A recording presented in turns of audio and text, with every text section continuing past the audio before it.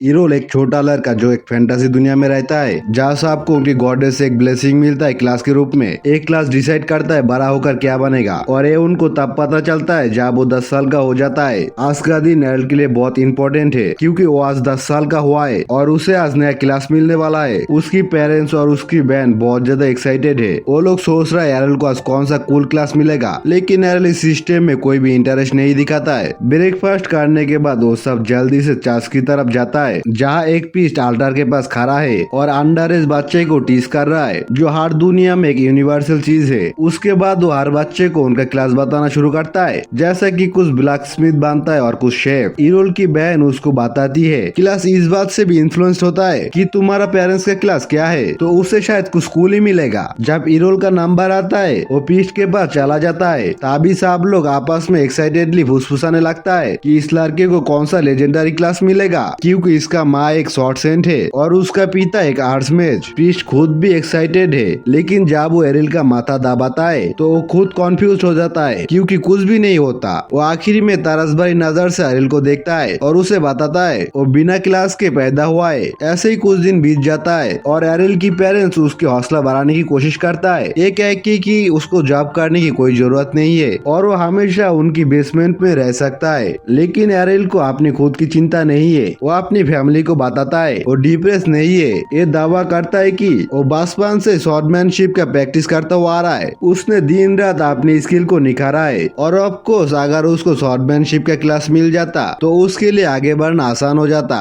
लेकिन उसके बाद भी वो अपनी उबर पावर्ड माँ के साथ की गई कड़ी ट्रेनिंग की वजह से दुनिया में अपनी जगह बना सकता है। उसके फैमिली इससे रिलीव्ड हो जाता है। जबकि वो अकेला समय बिताने के लिए चला जाता है तभी उसे ट्रेनिंग ग्राउंड से शोर सुनाई देता है। उधर वो दो लड़के को आपस में स्पेयरिंग मैच करते हुए देखता है। हालांकि उनकी बेसिक्स कमजोर है, शार्प शॉटमैन क्लास ही उन लोगों को काबिल फाइटर बनाने के लिए काफी है। वो लोग इरोल को नोटिस करता है और पूछता है यहाँ पे क्यों खड़े हो। इरोल जवाब देता है वो प्रैक्टिस करने आया है, जिस पर वो लोग हंसने लगता है। वो लोग दावा करता है कि एक क्लासलेस लड़का एक असली शॉटमैन के साथ स्पेयर मैच नहीं कर सकता और अपनी एबिलिटी दिखाते हुए एक दूसरे के ऊपर वार करता है। लेकिन इरोल इम्प्रेस नहीं होता और पूछता है क्या वो उसके साथ स्पेयर करना चाहेगा और लड़कों को लगता है इरोल मजाक कर रहा होगा, लेकिन वो मैच के लिए मान जाता है। मैच शुरू होने से पहले लड़का इरोल से पूछता है क्या उसके पास डिवाइन प्रोटेक्शन तो है ना। क्लासेस से उल्टा डिवाइन प्रोटेक्शन जन्म से सबको मिलता है, जो एक बैरियर की तरह होता है जो उन्हें नुकसान से बचा लेती है, लेकिन वो खत्म हो सकता है, उसे तोड़ा जा सकता है अगर कोई उससे ज्यादा ताकतवर हो। इरोल सार हिला के कहता है कि उसके पास प्रोटेक्शन है, जिसका मतलब है कि वो लड़का डर के बिना पूरी ताकत से उसके ऊपर वार कर सकता है, जिससे वो लड़का बहुत गुस्से में आ जाता है और इरोल की तरफ दौड़ता है। फिर अपनी तलवार को जोर से घुमाता है। इरोल आसानी से उस बार को पैरी कर देता है, जिससे वो लड़का शॉक हो जाता है और पागलों की तरह उसके ऊपर तलवार चलाना शुरू कर देता है। लेकिन इरोल उसके ऊपर फेंका गया हर बार को ब्लॉक और डिफ्लेक्ट कर देता है। लड़का मायूस हो जाता है और उसका दोस्त पीछे से इरोल को गिराने के लिए कूदता है, लेकिन इरोल बहुत तेज है, रास्ते के सामने से हट जाता है। उसे एहसास होता है कि उसके माँ के मुकाबले ये लोग उसके सामने कुछ भी नहीं है, तुम दोनों वन साइड बेहतर मैच हो। उसके बाद वो उनकी तरफ लपेटता है और एक लड़के की चीन के ऊपर पोमेल मार के नॉकआउट कर देता है, जबकि दूसरा लड़का अपनी दोस्त से ट्रिप होकर बैलेंस खो देता है और गिर जाता है। वो दोनों हारने वालों की तरह रोने लगता है। तभी एक लाल बालों वाला लड़का रिंग में एंटर करता है और दोनों इडियट को चुप रहने के लिए कहता है, जैसे कि अगर एक जंग का मैदान होता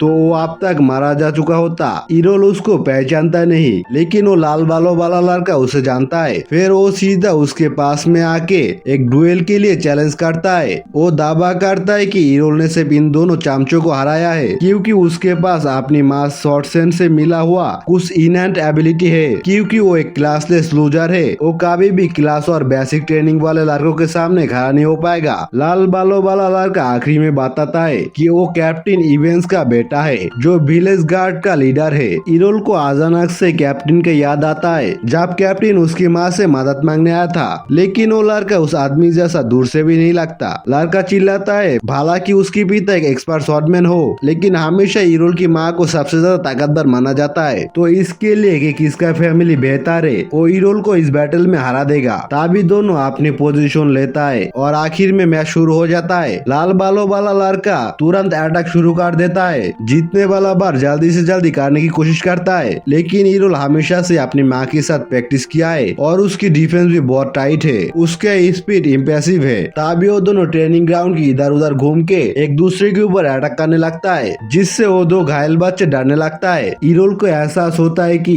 भलाई लाल बालों वाला लड़का वो दो इडियट से बहुत ज्यादा ताकतवर है। वो अपने गुस्से के इस्तेमाल लड़ने के लिए कर रहा है, जिस वजह से वो स्लोपी हो रहा है। फिर इरोल ओपनिंग ढूंढने की कोशिश करता है इससे पहले कि वो लपके, लेकिन वो लाल बालों वाला लड़का इसके लिए तैयार है और अपनी स्पेशल अराइवल स्लैश का इस्तेमाल करता है। इरोल एक को ब्लॉक करने में कामयाब हो जाता है, लेकिन दूसरा उसकी छाती पर लगता है और उसको जमीन पर गिरा देता है। इरोल हैरान हो जाता है और पूछता है ये किस तरीके का अटैक था। तभी वो लाल बालों वाला लड़का दावा करता है कि ये एक स्किल है जिसे उस जैसा क्लासलेस लड़का कभी सीख नहीं सकता। उस हार के बाद से कुछ दिन बीत चुका है, लेकिन इरोल के अंदर एक नया आग जल चुका है। वो अपनी तलवार के साथ जंगल के अंदर जाता है और एक डामी टारगेट के साथ प्रैक्टिस करना शुरू कर देता है। और इतनी कोशिश के बाद वो आखिरी में पिछली बार हराने वाला ट्विन स्लैश को रिफ्लेक्ट करने में कामयाब हो जाता है। इससे पहले कि वो सेलिब्रेट कर पाता, एक गॉब्लिन झाड़ियों से बाहर कूदकर उस पर अटैक कर देता है, लेकिन वो इरोल के लिए मैच नहीं है। इरोल मुड़ता है, अपनी ट्विन स्लैश टेक्निक को इस्तेमाल करता है, जो तुरंत ही उस गॉब्लिन को जमीन पर गिरा देता है। वो अपनी नया सीखा हुआ टेक्निक पर बहुत ज्यादा एक्साइटेड महसूस करता है। तभी जंगल के अंदर से एक रोड निकल के आता है, जो इरोल को अंदर तक हिला देता है। वो तुरंत ही विलेज की तरफ दौड़ने और गार्ड को अलर्ट करने की फैसला करता है, लेकिन उसको एक लड़की की चीख भी सुनाई देता है, जो उसे रोकने पर मजबूर कर देता है। उसे एहसास होता है कि वो लड़का बहुत मुश्किल में हो सकता है और गार्ड आने तक बहुत देर हो चुका होगा, इसलिए वो खुद ही जंगल के अंदर जाने का फैसला करता है। वो थोड़ी देर तक चुपचाप चलता है, लेकिन कुछ देर बाद उसको एक घायल लड़का दिखाई देता है, जो वही लाल बालों वाला लड़का निकलता है जिसने उसे ट्रेनिंग ग्राउंड में हराया था, लेकिन बुरी तरीके से पीटा हुआ लग रहा है। उसकी पूरी शरीर से खून बह रहा है और वो अपनी तलवार अपनी दुश्मन की तरफ उठाए हुआ है, जो कि एक विशाल हॉबगॉब्लिन निकलती है। इरोल ने भी असली जिंदगी में हॉबगॉब्लिन कभी नहीं देखा है, क्योंकि वो कभी भी विलेज से बाहर नहीं आता। वो सोचता है कि उसको मदद करने के लिए जाऊं या नहीं, क्योंकि वो जानता नहीं वो मॉन्स्टर मारने के लिए काफी ताकतवर है कि नहीं। लेकिन उसको एहसास होता है कि अगर वो चला गया तो वो लाल बालों वाला लड़का पक्का मारा जाएगा। इरोल आखिरी में अपना मान बना लेता है और छुपके से हॉबगॉब्लिन के पीछे जाता है और मॉन्स्टर उस लाल बालों वाला लड़के को खत्म कर पाता। उससे पहले इरोल एक मजबूत ट्विन स्लैश करता है, जो गॉब्लिन को चीट देता है और उसे तुरंत मार देता है। लाल बालों वाला लड़का बहुत शौक हो जाता है कि हॉबगॉब्लिन उसके सामने जमीन पर पड़ा हुआ है, लेकिन इससे ज्यादा वो इस बात से शौक है कि इरोल ने एक ऐसा अटैक करने में कामयाब हुआ है जो उसने सालों की ट्रेनिंग और अपनी क्लास की बूस्ट की वजह से सीख पाया था। इरोल उस लड़के को ठीक होने के लिए कुछ होली वाटर देता है और उसके तुरंत बाद लड़का इरोल से पूछता है उसने ये कैसे किया, और इरोल जवाब देता है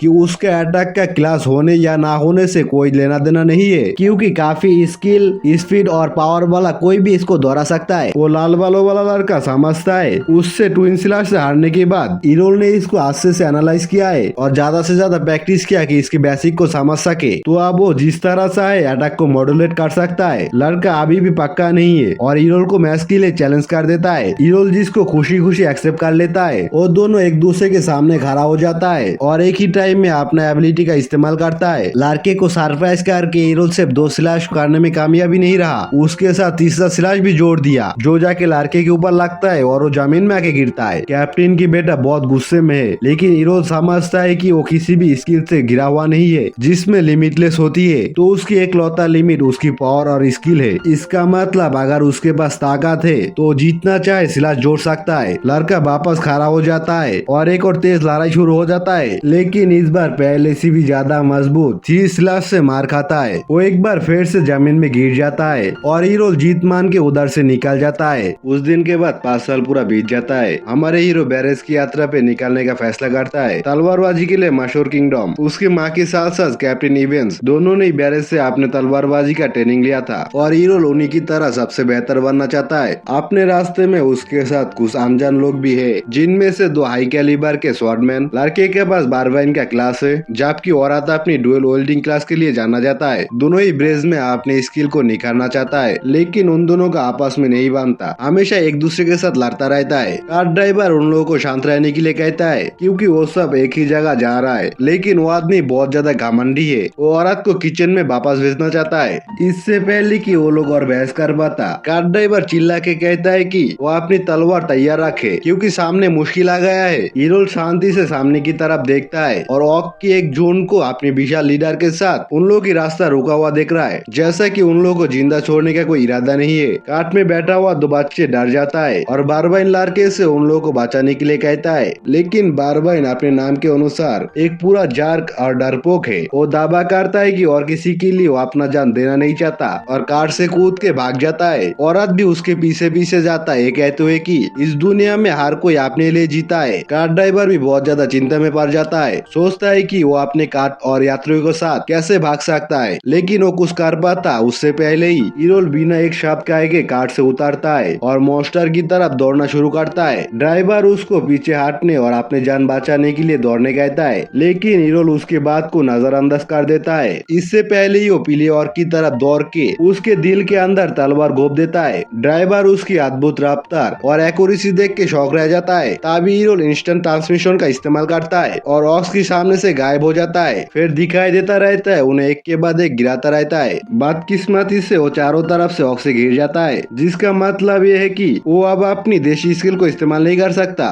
लेकिन ड्राइवर को शॉक करके ईरोल ब्लेड डांस नाम की एक लेजेंडरी स्किल को इस्तेमाल करता है, जहाँ वो एक इडियट की तरह घूमता रहता है और एक ही बारी में सबको काट देता है। और उधर कार ड्राइवर को समझ में नहीं आ रहा है ईरोल ये स्किल को कैसे इस्तेमाल कर सकता है, क्योंकि इसको सिर्फ स्वॉर्ड प्रिंसेस क्लास की स्वॉर्डमैन ही इस्तेमाल कर सकता है और वो हमेशा औरत ही होती है। लेकिन ईरोल जेंडर नॉर्म से बंधा हुआ नहीं है, क्योंकि वो LGHDTB कम्युनिटी का हिस्सा बनना चाहता है। इसीलिए वो ऑर्क लीडर की तरफ दौड़ता है। ऑर्क लीडर के अटैक से बचने के बाद उसके ऊपर जाम काटता है और अपनी तलवार ऑर्क की कंधाई के अंदर गहराई से और उसे तुरंत ही मार देता है। वो आखिरी में शॉकेट ड्राइवर की तरह वापस आता है और उसे ब्रेस की यात्रा जारी रखने के लिए कहता है। तभी बच्चों में से एक पूछता है उसका क्लास क्या है, तो वो जवाब देता है कि उसके पास कोई क्लास नहीं है, जो पूरी तरीके से सबको शॉक कर देता है। उसे याद आता है कि 5 साल पहले जब उसने अपनी माँ को नया ट्विन ब्लेड स्लैश को दिखाया था, तो उन्हें लगा था कि वो सपना देख रहा है। लेकिन जब ईरोल ने बताया कि वो जब भी कोई स्किल देखता है उसे रेप्लिकेट करने की ट्रेनिंग करता है, तो वो बहुत खुश होकर उसको स्वॉर्ड प्रिंसेस क्लास की सारे टेक्निक सिखाने के वादा करता है। बैक टू द प्रेजेंट उसे ड्राइवर जगाता है और कहता है वो लोग बेचता तलवार की जमीन में पहुंच चुका है। ईरोल कार से नीचे उतरता है और टाउन को लोगों से भरा हुआ देखता है, जिनके कमर पर तलवार भी बंधा हुआ है। ईरोल ड्राइवर की तरफ मुड़ता है और पूछता है कि क्या वो एक एडवांस लेवल स्वॉर्डमैन है।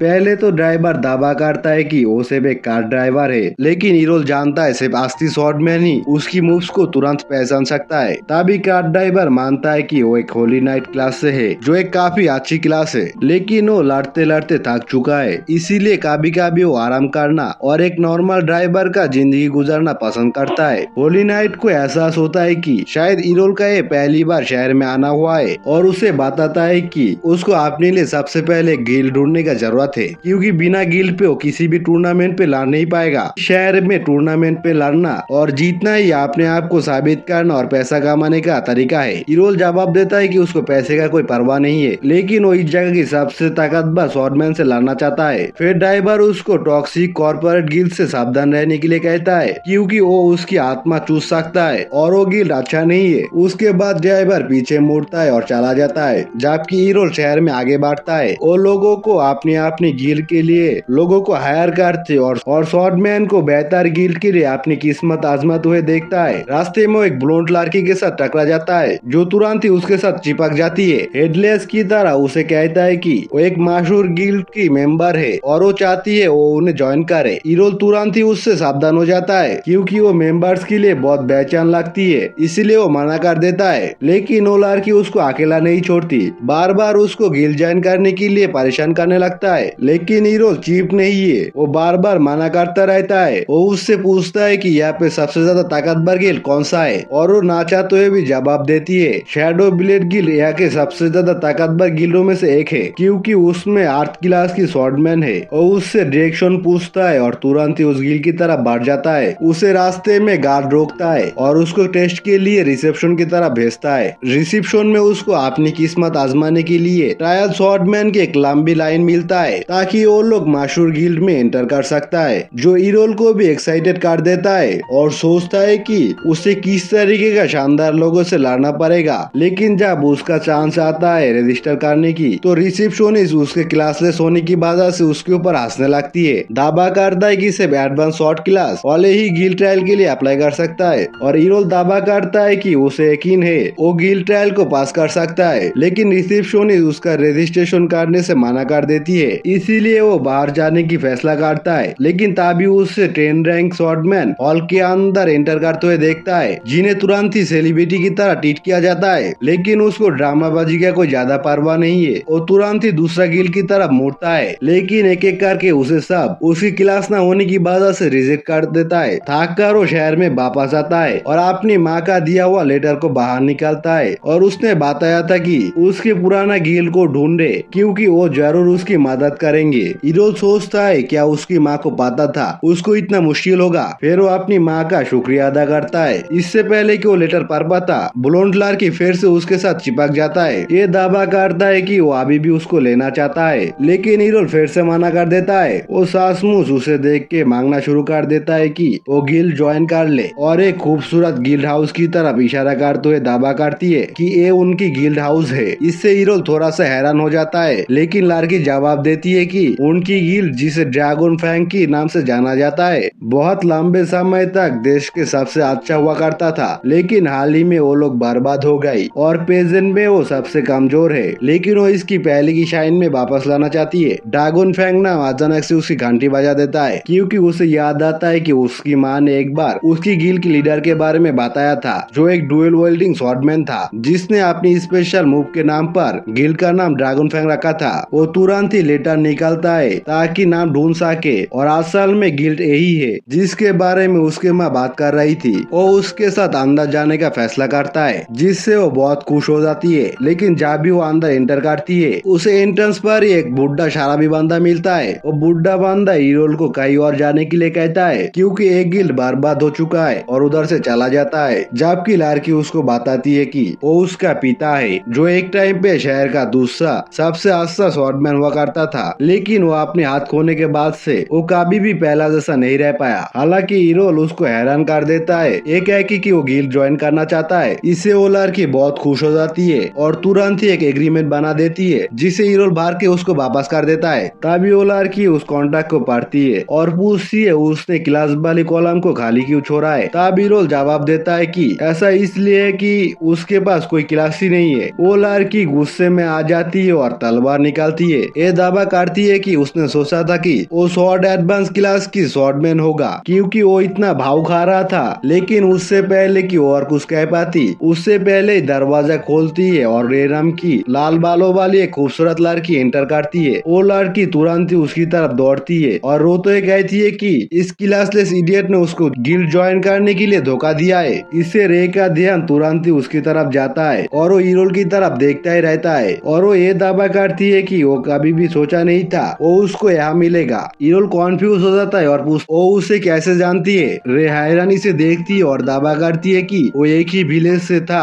और साथ में ट्रेनिंग करता था, फिर भी उसे कुछ याद नहीं आता। लेकिन आखिरी में उसको एहसास होता है कि वो लाल बालों वाला लड़का जिससे वो इतनी बार लड़ाई किया था, वो असल में एक लड़की थी, और वो लड़की भी कहानी के बारे में जानती है और रे से पूछती है कि क्या ये वही क्लास टेस्ट वाला लड़का है जिसने उसे बचपन में हराया था, क्योंकि वो हमेशा ही सोचा था कि वो कहानी सिर्फ एक मिथ थी। हालांकि रे अभी भी उस हार पर ही अटकी हुई है और ईरोल को तुरंत ही मैच के लिए चैलेंज करती है। फाइट शुरू होता है। रे तुरंत ही ट्विन स्लैश अटैक का इस्तेमाल करता है, जिससे ईरोल सोचता है कि वो काउंटर कर सकता है, लेकिन उसको शॉक करने के लिए रे का स्लैश को खुद के साथी के ऊपर ले लेता है। इस वजह से कंफ्यूज हो जाता है, लेकिन रे खुलासा करती है कि उसके पास पावर स्वॉर्डमैन क्लास की है। ये वजह से ही वो आम तलवार से 5 गुना ज्यादा भारी तलवार को इस्तेमाल कर सकता है, जिसका मतलब ये है कि उसका हर तलवार के बारे में 5 गुना ज्यादा ताकत है। ईरोल इस वजह से इम्प्रेस है कि उसने ज्यादा भारी तलवार इस्तेमाल करने के बाद भी अपनी रफ्तार बरकरार रखा है, लेकिन वो रफ्तार उसके रफ्तार के सामने कुछ भी नहीं है। अगली बार वो जब अटैक करता है, वो अपनी एक आफ्टर इमेज बनाता है जो रे का ध्यान भटका देता है, जबकि वो उसकी पीछे दिखाई देता है और पीठ के ऊपर एक बार कर देता है। रे कॉन्फ्यूज हो जाता है और फिर से कोशिश करता है, लेकिन नतीजा वही रहता है। वो बिलीव नहीं कर पाती कि ईरोल इस तरह का टेक्निक इस्तेमाल इस्तेमाल किया जो सिर्फ एडवांस लेवल की शॉटमैन ही इस्तेमाल कर सकता है, जबकि ईरोल को एहसास होता है कि उसे अपनी आर्म अटैक से हराने के लिए बहुत ज्यादा मजबूत है। रे भी जानता है और अपनी बाहर से लड़ाई खत्म करने की कोशिश करता है, लेकिन ईरोल अपनी माँ की सिग्नेचर काउंटर इस्तेमाल करती है जो रे को घुटने पे बैठा देता है और फाइट ऐसे ही बस खत्म हो जाता है। उसके साथ ही उस लड़की का रवैया पूरी तरीके से बदल जाता है और वो एक बार फिर से गिल्ड में स्वागत करती है और उसे बताती है कि उनका गिल्ड इस समय भयानक क्रश के अंदर है। क्रश से छुटकारा पाने के लिए उन लोगों को टूर्नामेंट पे हिस्सा लेना होगा और दूसरी गिल्ड के खिलाफ लड़ना होगा। हर एक टीम में 5-5 मेंबर होगा। ईरोल हालांकि स्ट्रॉन्ग ओपोनेंट के खिलाफ लड़ने की ख्याल से एक्साइटेड है और अपने स्किल को और निखारने का मौका का इंतजार कर रहा है। अगली सुबह ईरोल अपने नया कमरे में नया बिस्तर पे जागता है जो अब उसका है। उसे थोड़ा टाइम लगता है ये याद करने में कि यहाँ आने के बाद क्या क्या हुआ। अभी वो उसी लेजेंडरी गिल्ड का हिस्सा है जिसके साथ उसके माँ ने भी काम किया था, जो उसके लिए बहुत बड़ी बात है। इसीलिए वो फैसला करता है कि वो उन्हें मायूस नहीं करेगा और इस गिल्ड को फिर से महान बनाएगा। वो फ्रेश होकर लिविंग रूम में जाता है जहाँ वो लड़की और रे पहले से जगा हुआ है और आग के पास बैठ के आने वाले टूर्नामेंट के बारे में बातें कर रहा है। वो लड़की तुरंत ही ईरोल को बातचीत में शामिल करता है। ये दावा करता है कि टूर्नामेंट अगले हफ्ते ही शुरू होने वाला है और क्योंकि अब उन लोगों के पास 2 की बजाय 3 मेंबर है, वो लोग टूर्नामेंट पे हिस्सा लेने के लिए एलिजिबल है। वो ईरोल को बताती है कि ये बहुत मुश्किल होने वाला है क्योंकि ये एलिमिनेशन स्टाइल टूर्नामेंट होगा जिसमें 1 वर्सेस 1 मैच होगा, लेकिन हर गिल्ड के पास 5-5 मेंबर होगा जिससे वो लोग ह्यूज डिसएडवांटेज में होगा। इससे उन लोगों को पहले राउंड में क्वालिफाई करने के लिए एक से ज्यादा ओपोनेंट को हराना होगा। वो लड़की काफी आशावादी है लेकिन दावा करती है कि फिर भी सब ठीक होना चाहिए क्योंकि उन लोगों के गिल्ड में पहले 2 बी रैंक की शॉटमैन है। इसीलिए जब तक वो लोग किसी ए रैंक के शॉटमैन से नहीं लड़ते तब तक उन लोगों का मैच बराबरी का होना चाहिए। ईरोल इस कॉन्सेप्ट के लिए नया है और पूछता है कि ए रैंक असल में क्या मतलब रखता है। वो लड़की समझाती है कि डी से ए तक कुल 5 रैंक है जहाँ ए सबसे हाईएस्ट अचीवेबल रैंक है और बेस्टिया में 2000 शॉटमैन से सिर्फ 20 को ही ए रैंक का शॉटमैन माना जाता है, जबकि डी रैंक एक पुअर बिगिनर का रैंक है जिसे सिर्फ तलवार पकड़ना आता है। वो गर्व से दावा करता है कि वो और रे दोनों ही बी रैंक का शॉटमैन है और क्योंकि ईरोल सीधी लड़ाई में रे को हराने में कामयाब रहा, इसका मतलब ये है कि वो भी उन लोगों की तरह बी रैंक का शॉटमैन है। ये देखते हुए कि उन लोगों के पास 3 बी रैंक का शॉटमैन है, उनके पास कम से कम शुरुआती राउंड में लड़ने का अच्छा मौका होना चाहिए। उसके बाद वो लड़की किचन में चली जाती है ईरोल को अपने ख्यालों में छोड़कर। जबकि रे जा रही थी वो उसे पकड़ लेता है और पावर शॉटमैन के रूप में उसकी एबिलिटीज के बारे में पूछता है। वो अभी भी काल के हार की वजह से परेशान है लेकिन जवाब देती है कि उसकी एक एबिलिटी है अपनी बाहरी शील्ड को मजबूत करना ताकि वो ज्यादातर कमजोर अटैक से अपने आप को महफूज रख पाए। ईरोल इस बारे में कुछ देर तक सोचता है, ये सोचकर कि वो ऐसी कीमती टेक्निक कैसे सीख सकता है। तभी उसको अचानक से एक आइडिया आता है और ऐसे कहता है कि वो अपनी तलवार से उसे मारे। रे उसे कहता है कि उसे कोई इंटरेस्ट नहीं है लेकिन ईरोल उसको हाथ पकड़ता है और उसके सामने मिन्नती करने लगता है कि वो उसे मारे, लेकिन रे को गलत ख्याल आने लगता है। वो सोचती है कि ईरोल कुछ अजीब सा चाहता है लेकिन वो पूरी तरीके से इसके खिलाफ नहीं है और उसे कहता है कि शायद उन लोगों को ज्यादा नॉर्मल से शुरू करना चाहिए। ईरोल अपने सामने की लड़की का रिस्पेक्ट नहीं करता। ये एहसास करते है कि वो दोनों अलग अलग सोच रहा है और साफ करता है कि वो चाहता है कि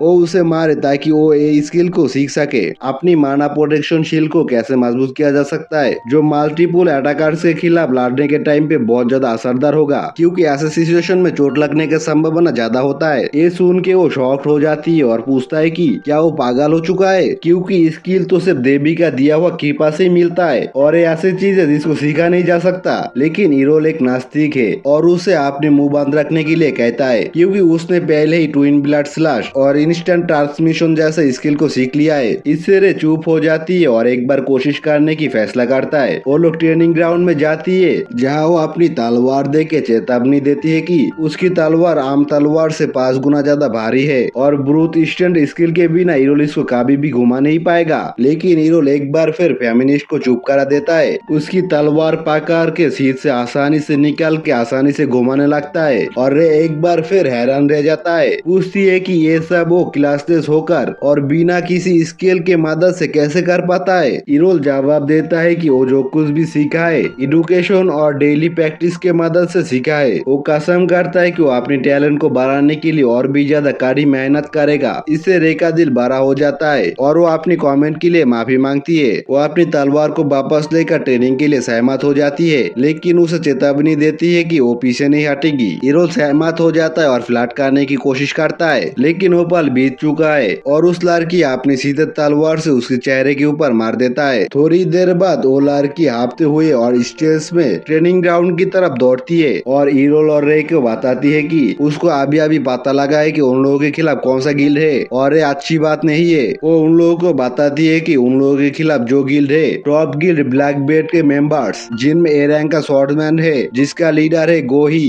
जिसे जहरीला सांप की तरह जाना जाता है। लेकिन वो लड़की पीछे हटने का कोई इरादा नहीं रखती और जोश भरी भाषण से कहता है वो अपने ओपोनेंट्स को हराने के लिए बेस्ट करेंगे। फिर वो इरोल की तरफ देखती है कि जो ट्रेनिंग टाइम के दौरान रे से मार खा के जमीन के ऊपर पड़ा हुआ है। वो लड़की पूछती है कि क्या इरोल मारा गया है, लेकिन रे जवाब देती है कि वो सिर्फ कुछ स्पेशल ट्रेनिंग कर रहा है। लेकिन वो लड़की सोचती है कि रे सिर्फ नया लड़के के ऊपर अपना भरोसा निकाल रहा है। इरोल आखिरी में उठता है और दावा करता है कि इतना पीटने के बाद उसको भूख लगा है और उसे अभी खाना चाहिए। उसके बाद एक हफ्ते का ट्रेनिंग बीत जाता है और आखिरी में कंपटीशन का दिन आ चुका है। पूरे देश से लोग कॉलेजियम में जमा होता है और मैच पर चर्चा करने लगता है, जबकि इरोल पूरी तरीके से ब्रो डाउन रह जाता है कि भयानक कितना ज्यादा विशाल है। वो लड़की लोगों को बातें करने हुए सुनते है कि ड्रैगन फैंग गिर चुका है और खत्म हो चुका है, जिससे उसका बहुत ज्यादा गुस्सा आती है। लेकिन रे उसको रोकने में कामयाब हो जाती है। इरोल को एहसास होता है कि लोग यहाँ पे बेटिंग भी करता है कि कौन सा टीम जीतेगा और वो लड़की उसे बताती है कि प्रेजेंट में उनकी फाइट का ओडीडीएस 20:1 है। इरोल कहता है कि इम्प्रेसिव है, लेकिन वो लड़की उस पर चिल्लाता है क्योंकि इसका मतलब है कि पूरे शहर के अंदर कोई भी बिलीव नहीं करता है कि हम लोग ब्लैक ब्लेड गिल्ड के खिलाफ जीत सकता है। लेकिन ये छुपा हुआ इशारा हो सकता है कि अगर वो जीतने में कामयाब हो सकता है तो वो एक ही मैच में बहुत सारे पैसा ले जा सकता है। रे उसे शांत करवाने की कोशिश करती है, लेकिन वो बहुत आगे निकल चुकी है। उसकी आंखों में अभी आग जल रहा है। वो कहती है कि ये मैच उन्हें जीतना ही होगा, चाहे कुछ भी हो जाए, क्योंकि अगर वो लोग हार जाए तो कोई गिल्ड नहीं रहेगी। और ये मेक श्योर करने के लिए कि वो अपनी मैच के बाद सुपर रिच बन जाए, उसने गिल्ड हाउस को गिरवी रख के लोन लिया है। तो अगर वो लोग जीत जाता है तो उनका लाइफ हमेशा के लिए बदल जाएगा और कोई भी उनकी गिल्ड के बारे में अनाप शनाप बातें नहीं करेगा। रे पूछती है लेकिन वो लोग हार गए तो, और वो लड़की जवाब देती है कि इसे कोई भी फर्क नहीं पड़ेगा, क्योंकि अगर वो लोग हार गए तो ऐसे ही सब कुछ वो लोग खो दिया होगा।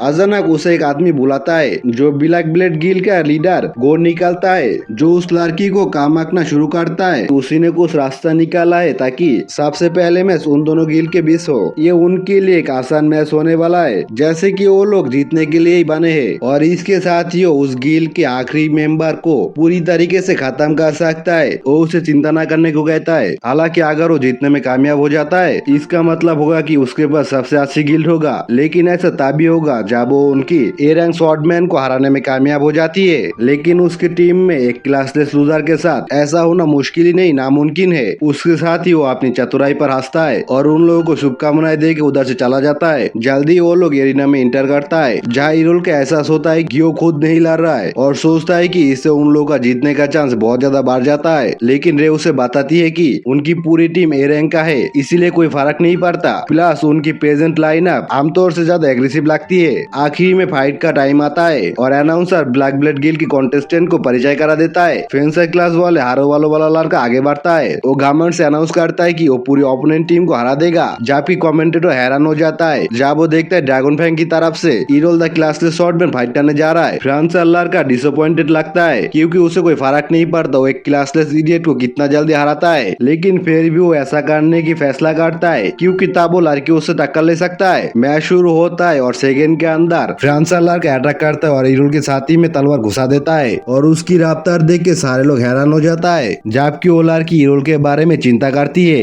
रे उसे ध्यान से देखने के लिए कहती है क्योंकि ये सब इरोल का शैडो निकालती है। फ्रांसर हैरान हो जाता है लेकिन इसे कोई फर्क नहीं पड़ता। वो मुड़ता है और फिर से लपटता है सिर्फ एक और आफ्टर इमेज पाने के लिए। उसे एहसास होता है कि वो जितना जल्दी सोचा था ये उतना जल्दी खत्म नहीं होने वाला, क्योंकि वो इरोल की इमेज से घिरा हुआ है। लेकिन इससे कोई फर्क नहीं पड़ता क्योंकि वो अपनी रफ्तार से सबको घोपने की योजना बनाता है। आफ्टर इमेज सब एक साथ हमला करता है और फ्रांसर सबको एक साथ काट डालता है सिर्फ असली इरोल से चोट खाने के लिए, जो 10 आफ्टर इमेज को पैदा करने में कामयाब रहा, जो बहुत मुश्किल माना जाता है। फ्रांसर जमीन में गिर जाता है और मैच बस ऐसे ही खत्म हो जाता है। इरोल दावा करता है कि उसकी माँ उसके साथ साथ पास इमेज का इस्तेमाल करके प्रैक्टिस करती थी और उसका आसान तरीका था। कमेंटेटर बहुत शौक है, जबकि पब्लिक क्लासलेस कैंडिडेट के लिए खुशियों से भर उठता है। उसे एहसास होता है कि भलाई उसने फ्रांसर लड़के जैसा टेक्निक आजमाई, उसकी टेक्निक उतना अच्छी नहीं है, जिसका मतलब यह है कि उसे और भी ज्यादा काम करना पड़ेगा। अगली मैच में हीरोल एक डुएल वेल्डर का सामना करता है जो तलवार की बारों को लगातार अटैक करता है, लेकिन हीरोल उन सबको ब्लॉक करने में कामयाब हो जाता है। इसके बाद वो अपना ट्विन स्लैश के अटैक का इस्तेमाल करके ओपोनेंट को गिरा देता है। गिरने के बाद वो जो अगला ओपोनेंट का सामना करता है वो है एक ग्रीबार ग्रिप डिगर वेल्डर जो अपनी स्टेप में बहुत ज्यादा सावधान है और अपनी ब्लेड के साथ बहुत सारे मार्शल आर्ट टेक्निक का इस्तेमाल करता है, लेकिन इसका कोई फायदा नहीं है। हीरोल उसके लिए बहुत तेज है और उसे आफ्टर इमेज से कॉन्फ्यूज करता है, फिर पीछे से बार करके गिरा देता है। रे और ओलार की दोनों ही बहुत शौक हो जाती है। इस आदमी ने 3 ए रैंक स्वॉर्डमैन को बिना पसीना बहाए और रिकॉर्ड टाइम के अंदर हरा दिया है, जिसकी वजह से उस लड़की में मैच जीतने का उम्मीद बढ़ जाता है। अगली मैच थोड़ा और मुश्किल निकलता है। वो शील्ड स्वॉर्डमैन के खिलाफ है जो मजबूत होने के लिए जाना जाती है और हीरोल कोई क्रिटिकल हिट नहीं मार सकता।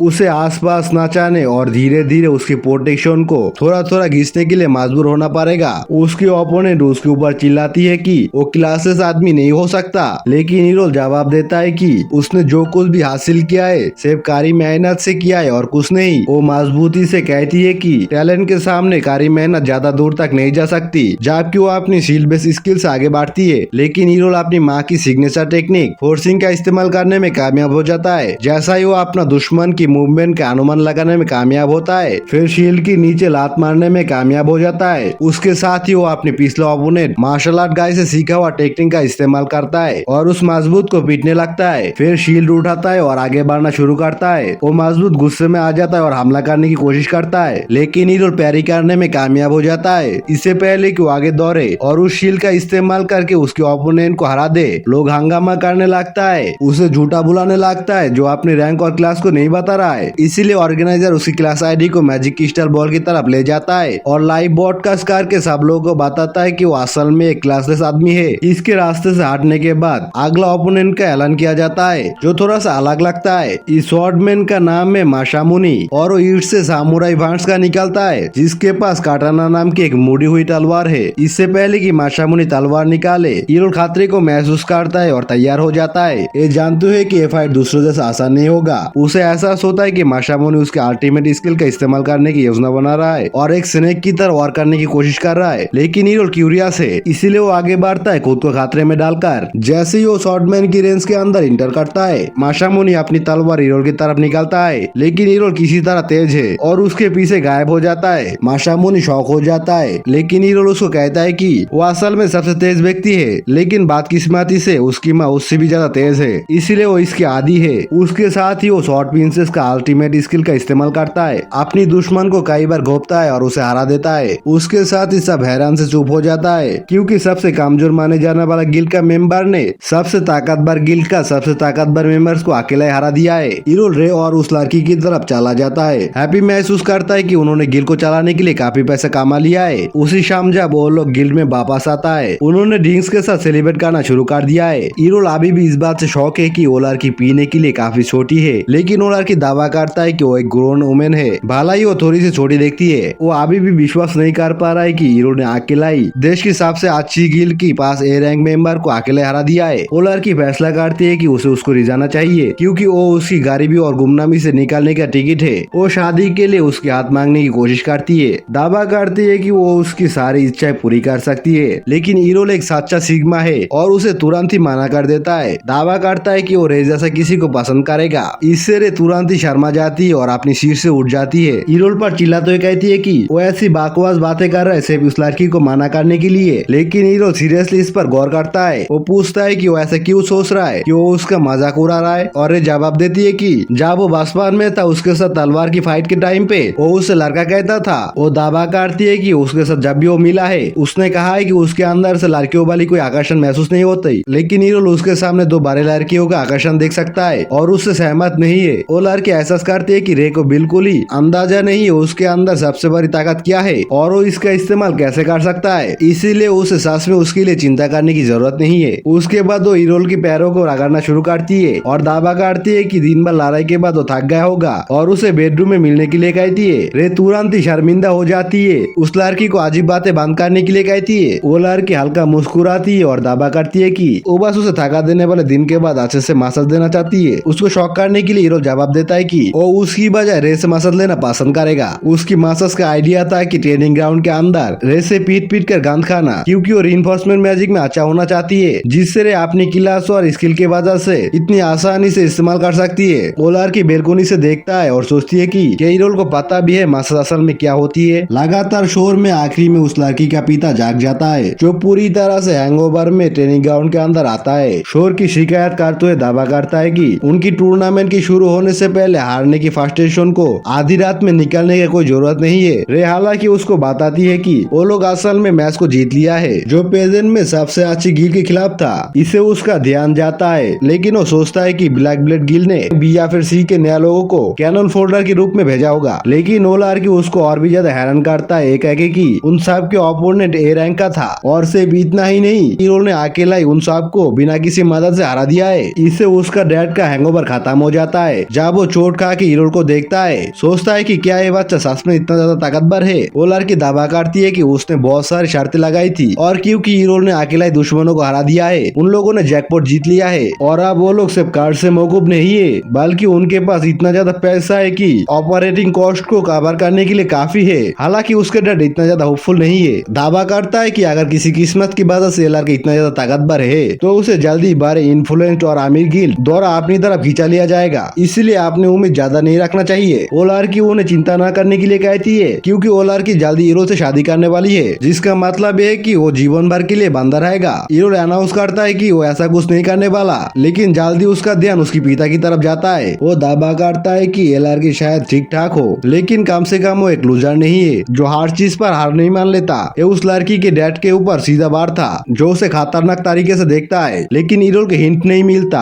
और जारी रखता है कि उसे अपनी मॉपिंग एक्ट को बंद कर देना चाहिए और अपनी उम्र के हिसाब से ज्यादा बिहेव करना चाहिए। उसके पास अभी भी एक हाथ बचा हुआ है और वो उसी हाथ से तलवार चला सकता है। इसे उसकी डैड को बहुत ज्यादा गुस्सा आ जाता है और वो तुरंत हीरो को कॉलर से पकड़ लेता है। उसे उन सब्जेक्ट पर से बात करने के लिए मना कर देता है जिनके बारे में उसको पता नहीं है। वो हीरो को कहता है कि एक डुअल वेल्डिंग स्वॉर्डमैन जो डुअल वेल्डिंग नहीं कर सकता, ऐसे बॉक्सियन का बर्बादी के अलावा कुछ भी नहीं है। हीरो दावा करता है कि वो सहमत नहीं है, क्योंकि वो खुद क्लासलेस स्वॉर्डमैन है जो अभी कॉम्पिटिंग कर रहा है और इस दुनिया में आगे बढ़ने की कोशिश कर रहा है। उसके साथ ही उसके डैड हीरो को धक्का दे देता है और ऊपर की मंजिल पे चला जाता है। वो लड़की और तुरंत हीरो के पास आती है, पूछती है कि क्या वो ठीक है, और वो लड़की अपनी डैड की बिहेवियर के लिए माफी मांगती है, जबकि हीरो का शुक्रिया करता है बोलने के लिए। हीरो दावा करता है कि आपने एक हाथ खोने और इतना टाइम को बर्बाद करने के बाद भी उसका डैड काफी ताकतवर है, और एक बर्बादी है कि वो अपनी अद्भुत ताकत और एक्सपीरियंस को इस्तेमाल करने के लिए इनकार कर रहा है। वो अपने आप से सोचता है कि वो एक डुअल वेल्डिंग स्वॉर्डमैन से कितना कूल स्किल सीख सकता है, और अपने आप से वादा करता है कि वो उस लड़की के पिता रोड को एक बार फिर तलवार उठाने के लिए मोटिवेट करेगा। वो लड़की उसकी नया स्किल सीखने के बारे में सुनती है और स्वागत करती है और कहती है वो लोग शहर के पास की कुछ डंजन में जाएगी। हीरो डंजन के बारे में पूरी तरीके से अनजान है, तो रे उसे बताती है कि डंजन जमीन के नीचे की गुफा है जहाँ मोस्टर हंड्रेड्स में पाया जाता है और पूरी जगह ट्रैप से भरा होती है, जिससे नया स्किल सीखने और ज्यादा रियल लाइफ बैटल एक्सपीरियंस के साथ लेवल अप करने के लिए सबसे ज्यादा अच्छा माना जाती है, जो शॉर्ट गॉड कप के दौरान उनको मदद करेगा। हीरो को कोई आइडिया नहीं है कि वो लोग क्या बात कर रहा है, तो वो समझाती है कि हर साल शहर एक टूर्नामेंट आयोजित करती है जहाँ देश की हर एक अच्छी शॉट में हिस्सा लेती है, अपनी स्किल दिखाने और ये साबित करने के लिए कि वो देश की सबसे अच्छी शॉटमैन है। वो लड़की तुरंत एक फॉर्म निकालती है और हीरो को इसको भरने के लिए कहती है अगर वो इसे लेना चाहता है तो, लेकिन रे के डर के लिए वो उसे उनके सामने फाड़ देता है। रे कॉन्फ्यूज हो जाती है और पूछती है क्या है, वो कॉन्टेस्ट में हिस्सा नहीं लेना चाहता, लेकिन हीरो जवाब देता है कि वो लड़की उन्हें धोखा देने की कोशिश कर रहा है, उसे उसके बदले शादी के सर्टिफिकेट में साइन करने के लिए दे रही थी। वो लड़की हंसती है और दावा करती है कि उससे पानी में टेस्टिंग कर रही थी, लेकिन हीरो एक अच्छा लड़का बन के थक चुका है और उसे सबक सिखाने के लिए मौके पे चौका मार देता है। अगली सुबह हीरो जागता है तो उस लड़की को उसके ऊपर हमला करते हुए पाता है, लेकिन वो उसे डॉस काटता है और उसे बिस्तर में बांध के चला जाता है। कुछ दिन बाद में वो सब एक साथ डंजन की तरफ जाता है, जहाँ वो लड़की समझाती है कि हर कोई टेलीपोर्टेशन सर्कल में खड़ा हो सकती है, के मदद से वो लोग उस डंजन की लेवल पर टेलीपोर्ट हो सकता है जो वो चाहता है, लेकिन आप सिर्फ उस लेवल पर जा सकते हो जहाँ आप पहले जा चुके हो। वो लड़की दावा करती है कि वो लेवल 12 तक पहुंच चुका है, जबकि रे लेवल 14 तक पहुंच चुका है। हीरो तुरंत रे के साथ लेवल 14 तक जाने का फैसला करता है, लेकिन वो लड़की दावा करती है है कि ये इस तरह से काम नहीं करेगा और उसे वह दोबारा जाने के लिए शारीरिक रूप से मौजूद रहना पड़ेगा। एक बुरा अनुभव था क्योंकि ईरोल शुरू से ही सबसे ज्यादा ताकतवर मॉन्स्टर के साथ लड़ाई करना चाहता था, लेकिन वो लड़की उससे चिंता न करने के लिए कहती है क्योंकि वो लड़की एक छोटे रास्ते को जानती है जो उन्हें बहुत जल्दी लोअर फ्लोर्स तक पहुंचा देगा। वो उस प्लान से सहमत हो जाता है, लेकिन वो लड़की ईरोल को अकेला करने की कोशिश करती है। दावा करती है कि रे अपनी लेवल 14 के द्वार को जारी रख सकता है क्योंकि ईरोल को 2 गाइड्स की जरूरत नहीं होगी। उसे खींचना शुरू कर देती है, लेकिन ईरोल इतना आसानी से उसके हाथ में नहीं आता और एक उन लोगों के साथ आने के लिए कहता है। वो पहले फ्लोर पे इंटर करती है जहाँ उन पर तुरंत ही 2 आर्मर नाइट द्वारा हमला किया जाता है। ईरोल अपनी तलवार को निकालती है और उनमें से एक के साथ टकराना शुरू कर देता है जबकि रे दूसरे के साथ लड़ती है। वो हैरान हो जाता है ये देख के कि भारी आर्मर होने के बाद भी वो नाइट्स इनक्रेडिबल एबिलिटी के साथ मूव कर पा रही है, लेकिन ये कुछ भी नहीं है जिससे वो निपट नहीं सकता। इसीलिए वो अपने स्पीड को इस्तेमाल करता है और नाइट का सर काट देता है। फिर उसे एहसास होता है कि ये पूरा आर्मर खाली है और डंजन्स की माना से उन लोगों को पावर आ रहा है। नाइट्स फिर से मूव करना शुरू कर देता है बिना सर के भी, और रे बताती है कि उनमें कोई असली कमजोरी नहीं है और दर्द भी महसूस नहीं होती। इसलिए ईरोल पैरों पर वार करने की फैसला करता है जो खूबसूरती से काम करता है क्योंकि मैजिक नाइट जमीन में गिर जाता है। रे अपने ओपोनेंट से भी निपट लेती है, दावा करती है कि वो जल्दी रिजेनरेट हो जाएगी,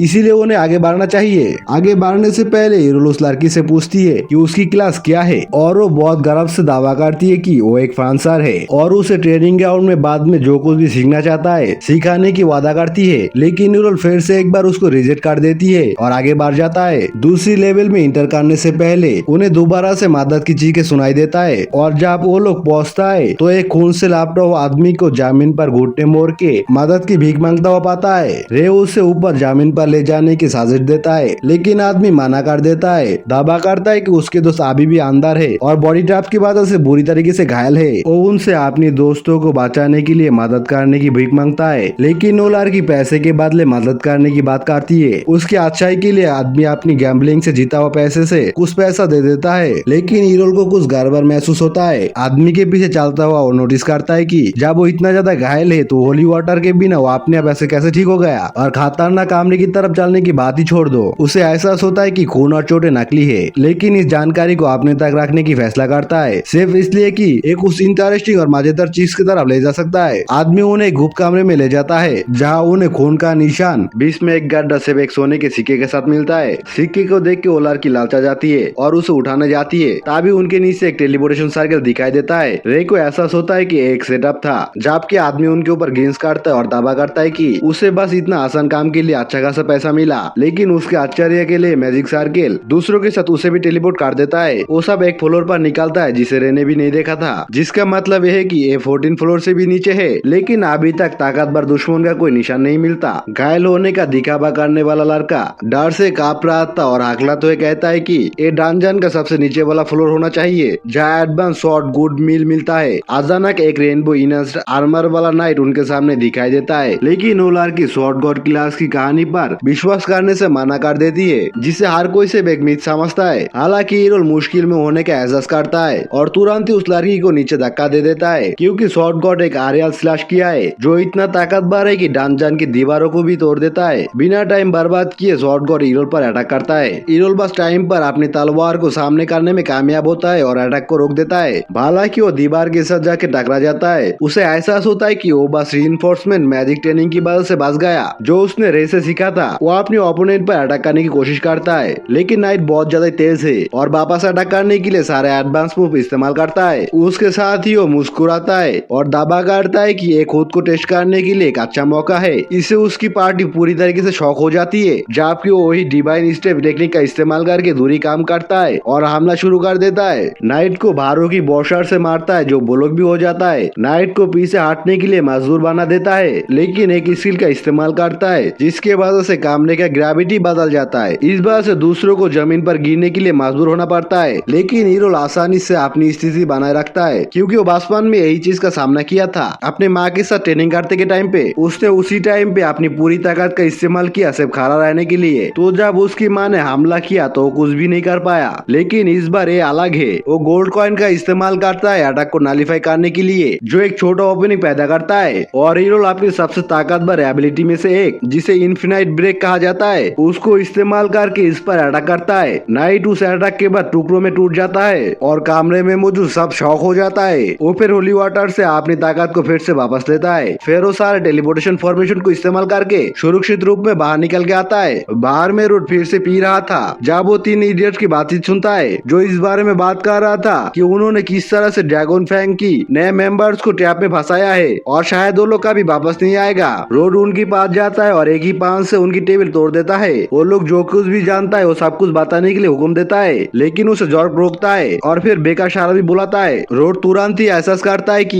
ये जरूर जॉर्क द्वारा किया गया होगा, जिसका मतलब ये है कि उसके बेटी बास के फिरने के चांस बहुत ज्यादा कम है। पूरी तरीके से टूटकर वो जॉर्क की तरफ लपटता है, लेकिन एक किसान की तरह ढकेल दिया जाता है जबकि वो घुटने पे बैठ जाता है। काश कि वो अपनी छोटी बेटी को बचा पाता, लेकिन दरवाजे से अचानक आई एक आवाज उसका ध्यान खींचता है और वो मुड़ता है तो उस लड़की को हीरोल और रे के साथ ताबारान में इंटर करते हुए देखता है। बात करते हुए कि उन्हें कितनी भूख लगी है। वो लड़की अपनी डैड और बदसूरत जॉर्क को नोटिस करता है, लेकिन हैरान हो जाता है कि जब रोड उसे जोर से गाले लगाता है। गॉड का शुक्रिया अदा करता है सुनिश्चित करने के लिए कि उसकी बेटी वापस सही सलामत आ चुका है। रे जॉर्क को बुलाती है और दावा करती है कि उन्होंने उसकी चामचे से सब जानकारी निकाल लिया है, जिसने कॉन्फेस किया है कि ये सब जॉर्क का फिल्म था। लेकिन किसी भी पॉलिटिशियन की तरह वो इसे मानने से इनकार कर देता है। दावा करता है कि डंजन में हर कोई अपनी सुरक्षा के लिए खुद जिम्मेदार होता है और हीरो सोचती है कि ये एक वैलिड पॉइंट है। रोड जैक को कहता है कि वो इससे बच नहीं पाएगा, लेकिन जॉर्ग उसे सिर्फ शराबी बेकार पीस ऑफ ट्रैश बुलाता है और कमरे से बाहर निकल जाता है। जबकि हीरो सोचता है अब उसे किस नया ट्रिक से निपटना पड़ेगा। कुछ दिन बीत जाता है और उस लड़की को एक स्क्रॉल मिलता है जिसमें टूर्नामेंट के सारे प्रीलिमिनरी ब्रैकेट्स है। उसके डर के लिए वो हीरो की ब्रैकेट में निकलती है, जिससे उसकी हौसले तुरंत ही टूट जाता है, क्योंकि इसका मतलब है कि उसका पहला राउंड जीत और असल में अपनी गिल को टूर्नामेंट पे रिप्रेजेंट करने का चांस 0 है। हीरो फिल्म्स के कॉन्सेप्ट के बारे में थोड़ा कंफ्यूज है, तो रे उसे बताती है क्योंकि शॉर्ट गॉड टूर्नामेंट इतनी बड़ी संख्या में स्प्रिंग शॉटमैन को आकर्षित करती है, उन सब को मेन टूर्नामेंट पे ले जाना लगभग असंभव है। इसीलिए शहर फिल्म्स को डिस्ट्रोल पर आधारित अलग अलग ब्रैकेट के साथ आयोजित करता है। ब्रैकेट पर किसका सामना किसका होता है ये पूरी तरीके से किस्मत के ऊपर निर्भर करता है और हर ब्रैकेट से जीतने वालों को मेन टूर्नामेंट का सीधा टिकट मिलता है। हीरो स्क्रॉल चेक करता है जो रे पर रही थी और नोटिस करता है कि वो उससे अलग ग्रुप में है। वो गॉड का शुक्रिया अदा करता है क्योंकि हीरो के साथ टक्कर लेने का उसका कोई मौका नहीं होता। फिर वो गॉड से प्रार्थना करता है कि वो बिना किसी मुश्किल में फिल्म्स को क्लियर कर ले, जबकि हीरो उसकी डैडी इश्यूज पर मजाक करती है। वो लड़की उसे बीच में ही रोक देता है, दावा करता है कि उन्हें ट्रेनिंग के लिए डंजन वापस जाना होगा, लेकिन हीरो इस समय डंजन से बहुत ज्यादा बोर हो चुका है और जाना नहीं चाहता। वो लड़की हालांकि क्यूट बनने की कोशिश करती है और उसे कहती है कि अगर कुछ गलत होता है तो अपनी डिफेंस के लिए उसे एक ताकतवर आदमी की जरूरत है। रे को एहसास होती है कि वो लड़की कितना ज्यादा निर्लज है और उसे इंडिपेंडेंट होने के बारे में कुछ सिखाने के लिए योजना बनाती है। लेकिन इससे पहले कि वो लोग जाते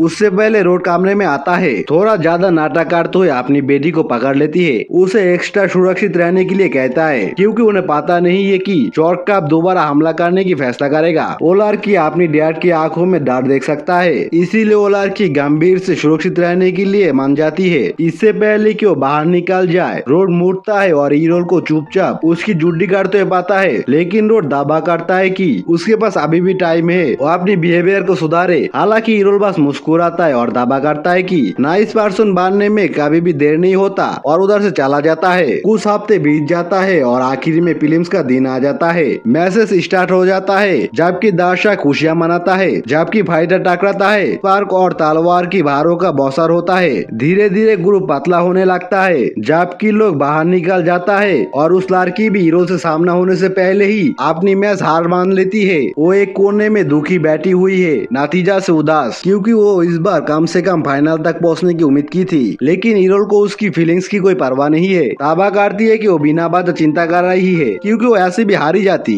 लेकिन वो लड़की खुद को संभालती है और उसे अपनी सुरक्षा के ऊपर ध्यान रखने को कहती है। भला ही वो ताकतवर हो, उसकी ग्रुप के दूसरे फाइनलिस्ट के पास स्पेशल ट्रिक है। हीरो हालांकि ज्यादा परेशान नहीं लगता और दावा करता है कि उसने डंजन के अंदर लड़ाइयों से लगभग सारे ट्रिक देख ली है, इसीलिए उसे शौक है कि ये ओपोनेंट उसको हैरान नहीं कर पाएगी। लेकिन वो लड़की इतनी श्योर नहीं है और जवाब देती है कि ये लाल बालों वाली शॉटमैन असल में एक मैजिक शॉटमैन है जो अपनी जादू का स्पेल का इस्तेमाल अपनी तलवारों को माना और एक्स्ट्रा पावर से रिइंफोर्स करने के लिए इस्तेमाल कर सकती है। ये दिलचस्प था क्योंकि हीरो ने कभी उम्मीद भी नहीं किया होगा कि शहर तलवारबाजी टूर्नामेंट में जादू का इस्तेमाल करने का अनुमति देगा। वो लड़की जवाब देती है कि अपनी क्लास का है, इससे कोई फर्क नहीं पड़ता, आपको सिर्फ टूर्नामेंट पे इंटर करने के लिए गिल्ड का हिस्सा होना चाहिए। उसके साथ ही अनाउंसर इरोल को बुलाता है और वो लड़की उसे शुभकामनाएं देती है। वो एरिना पर चलता है और वो लाल बालों वाली लड़की के सामने आता है जो सीधा उसे बताती है कि वो एक मैजिक स्वॉर्डमैन क्लास का है और ये एक एक्सेप्टेड क्लास है, इसीलिए वो नहीं चाहती है कि उसकी जादू की वजह से वो इस लड़ाई को अनफेयर माने और इस बारे में कुस्का है और रोए।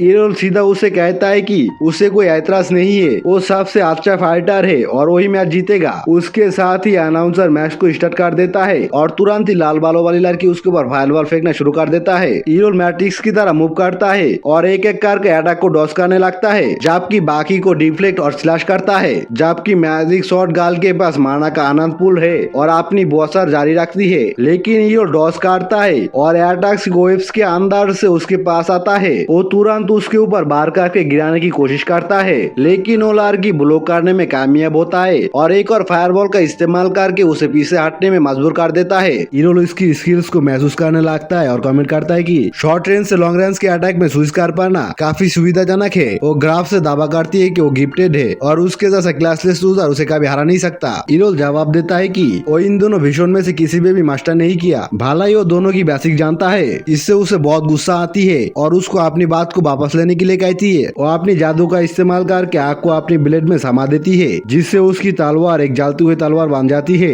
दावा करता है कि एक सासा मैजिक स्वॉर्डमैन क्लास का बंदा ही इसी चीज को चला सकती है। इससे आग इरोल का पीछा करता है। इरोल शांति से साइड स्टेप काटता है और उस पर बार करता है, लेकिन यहाँ तक उससे भी उसकी इरोटिक मूवमेंट को समझने में मुश्किल हो रहा है। अगली हमला कहाँ से आने वाला है वो उसकी टैलेंट को एक्सेप्ट करता है। दावा करता है कि उसने जरूर काफी मेहनत किया होगा, लेकिन जल्दी वो एक जगह खड़ा हो जाता है और उसे पूरी तरीके से सिखाता है कि एक असली मास्टर कैसा दिखता है और वो अपनी जगह से एक इंच हिले भी नहीं उसकी आग की अटैक को रिफ्लेक्ट करना शुरू कर देता है। वो दावा करती है कि भले ही उस लड़की का बेसिक स्वॉर्डमैनशिप उस लड़के से बेहतर थी, वो और भी ज्यादा इफेक्टिव और परेशान करने वाली हो सकती थी, लेकिन इस लेवल पर भी वो मुश्किल से एनपीसी से बेहतर है। इससे लड़की पूरी तरीके से शर्मिंदा हो जाती है और जैसे ही वो लड़की अपनी टेम्पर को खो देती है, इरोल इस मौके का इस्तेमाल करके उसके ऊपर ट्विन स्लैश फेंकता है जो उसकी आग को पूरी तरीके से बुझा देता है और उसे शॉक कर देती है। इससे पहले कि वो लड़की कुछ समझ पाए क्या हुआ, इससे पहले वो अपना ब्लैंक स्टेप को इस्तेमाल करके उस लड़की के पीछे दिखाई देता है और अपनी पामेल से उसके सर पर मार देता है, उससे बेहोश कर देता है।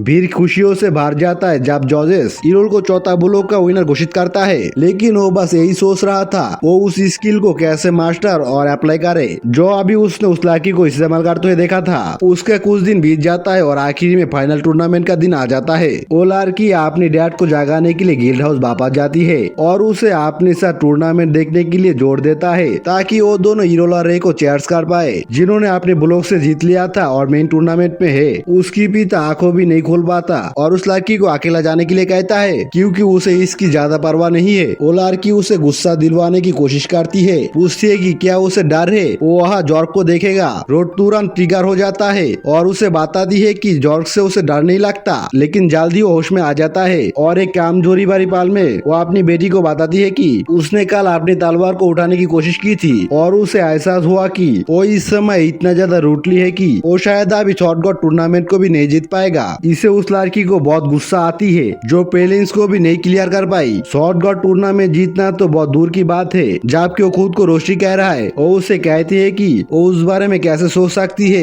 कि वो अभी भी टूर्नामेंट के फाइनल में लड़ने वालों के साथ टक्कर ले सकता है, जबकि दूसरे स्वॉर्डमैन अपनी पूरी जिंदगी ट्रेनिंग करता है, वो भी पहले राउंड को क्वालिफाई नहीं कर पाती। आखिर में रोड जाने के लिए सहमत हो जाता है और स्टेडियम के रास्ते में जाते हुए सोचता है कि उसने रे को किस तरह से ट्रेनिंग करवाया था जब उसके पास दोनों हाथ था। वो उस पालों के बारे में गहराई से सोचता है और हैरान हो जाता है रे कैसे परफॉर्म करेगी, क्योंकि वो उसकी सबसे पुराना स्टूडेंट है और वो उसके साथ में कनेक्टेड है। टूर्नामेंट पे वापस रे अपने हौसले को खो रही है। वो चिंता से अपने पैर को हिलाते हुए जमीन पर देख रहा है और इरोल से डर जाती है जो पूछता है कि क्या उससे डर है वो पहले ही मैच में एक दूसरे के साथ टकरा सकता है, और वो इरोल को मारने की कोशिश करता है। इससे वो अपनी डर को भूल जाती है, लेकिन इरोल उसकी मुट्ठी को पकड़ लेता है। तभी जजेस घोषणा करता है कि पहला मैच जॉर्ग द डिफेंडिंग चैंपियन और इरोल द क्लासलेस पिनोम के बीच होगा, जो अब तक अपनी लॉसलेस रन की वजह से सबको हैरान कर दिया है। वो जाने के लिए उठता है, लेकिन रे उसका हाथ पकड़ लेती है, उसे उसे शुभकामनाएं देती है। उसके साथ ही हीरो एरिना में एंटर करता है, जहाँ वो लड़की उसे बोलता है कि उसे जार की गांड मारकर उसकी 46 टुकड़ों में काट डालना होगा। लेकिन जब भी हीरो जार को एरिना में आता हुआ देखता है, उसे एहसास होता है कि कुछ तो गलत है।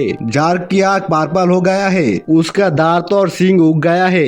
ऐसा लगता है कि जैसा उसने अभी अभी अपने आत्मा को डीमन को बेच दिया है। हीरो की स्पाइडी सेंस ट्रिगर हो जाता है और उसे एहसास होता है कि ये आदमी खतरनाक हो सकता है। लेकिन रोड को तुरंत एहसास होता है कि क्या हो रहा है। वो उस तलवार को नोटिस करता है जो जाग ने पकड़ा हुआ है और हीरो को पीछे हटने की चेतावनी देता है, क्योंकि उसने एक बहुत ताकतवर डीमन को ट्रैप्ड हुआ तलवार को पकड़ा हुआ है। जब जॉक बोलता है उसका आवाज थोड़ा सा अलग लगता है। वो दावा करता है कि उसने नहीं सोचा था कि कोई उसे पहचान पाएगा। वो लड़की कंफ्यूज है क्योंकि जॉर्ज को पता होना चाहिए रोड कौन है, लेकिन रोड जवाब देता है कि डीमन ने इस टाइम पे जॉर्ज को कंट्रोल में रखा हुआ है। इसका मतलब है कि जॉर्ज का अभी किसी चीज पर कंट्रोल नहीं है। रोड दावा करता है कि तलवार असल में वही तलवार है जिसे स्वॉर्ड गॉड ने डीमन किंग को हराने के लिए इस्तेमाल किया था, लेकिन मारने से पहले डीमन ने उस तलवार को काट कर दिया था, जिसकी वजह से इसको रॉयल रिपोजिटरी में बंद होना चाहिए था। डीमन मुस्कुराता है और दावा करता है कि उसको सैकड़ों सालों से बंद करके रखा हुआ था, लेकिन वो पैटर्न करता है कि वो जानता था एक दिन कोई उसको फ्री करेगा और खुद के लिए ताकत दावा करने के लिए आएगा। और वही जॉर्ज के साथ हुआ है। वो स्टूडियो में सबको घोषणा करता है कि वो गिल्डा नाम का डीमन है, डिस्ट्रॉयर ऑफ मैनकाइंड। इससे रे बाहर आ जाती है और दावा करता है कि उसने हमेशा सोची थी कि गिल्डा एक मिथ है, बचपन में डराने के लिए कहानी। वो डीमन जो पूरे प्लेनेट को नष्ट करने के लिए काफी ताकतवर हो गया था। हम लोग उसके नाम को पहचान कर अफरा तफरी और डर में स्टेडियम से भागने लगता है,